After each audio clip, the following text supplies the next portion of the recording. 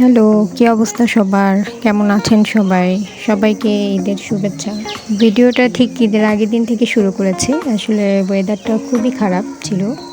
বৃষ্টি, বৃষ্টি ভাব ছিল, বৃষ্টিও ছিল। তো ব্যস্ততার কারণে সেভাবে ব্লগ দিয়ে দেওয়া হয় না। আসলে ছোট বাচ্চা নিয়ে হাজার চেষ্টা করলেও না সময় বের করতে পারি না। যাই হোক কন্টিনিউ করার চেষ্টা করব।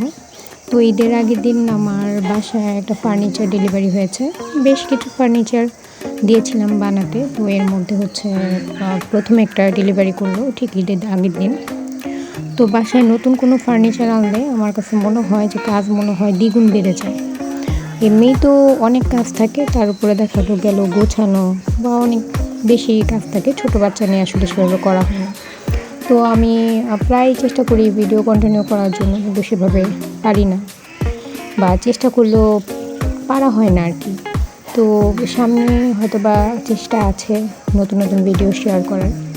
তো ছোট বাচ্চা ও হচ্ছে কানাকাটি করছে, ঘরটা গুছিয়ে ঈদের আগের দিন মানে চাঁদ রাতে গেলাম বোনের বাড়িতে ওর ছোট বাচ্চাদের সাথে কিছুক্ষণ সময় কাটাতে, ঈদের দাওয়াত দিতে। তো এখানে আমার ভাগ্নে মেহেদি দিয়ে বসে আছে। তো বাচ্চাকে নিয়ে মাঝে মধ্যে একটু ঘোরার দরকার আছে।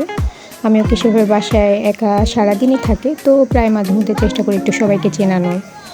এই তো ঈদের দিন সকালবেলা খুব তড়িঘড়ি করে রান্না করতে হচ্ছে। আসলে মার বাড়িতে দাওয়াত দুপুরবেলা। আমি বাবু খেয়ে আসবো, আর ওর বাবার জন্য হয়তো বা নিয়ে আসা হবে। তারপরেও বাসায় কিছু না করলে ওর বাবা খুব রাগ করে। তো কোনো রকম গরুর মাংস দিয়ে একটা তেহারি রান্না করেছি, কিছু মিষ্টান্ন তৈরি করেছি, করে বাবুকে রেডি করেছি। রেডি করে চলে যাব বাবার বাসায়। তো সেখানে চলে আসছি অলরেডি। ছাদের মধ্যে আমার চাচা লাউয়ের ক্ষেত বলতে কি লাউ গাছ লাগিয়েছে। তো বেশ কিছু বড় বড় লাউ ধরেছে। প্রতি বছরে মাশাআল্লাহ অনেক লাউ ধরে, প্রতি বছরই খাওয়া হয়। এবারও আলহামদুলিল্লাহ খেয়েছি। তো ছাদ বাগানে অনেক কিছুই আছে। তো মোটামুটি যাই তৈরি করে না কেন, মানে যাই হচ্ছে তারা চাষ করে খুব ভালোভাবে আর কি ফলন ফলে আর কি। এখানে আম্মা গরুর মাংস রান্না করেছে, রোস্ট রান্না করেছে। একটু বৃষ্টি বৃষ্টি ভাব ছিল, তাই বললাম আমার জন্য হালকা একটু খিচুড়ি রান্না করো।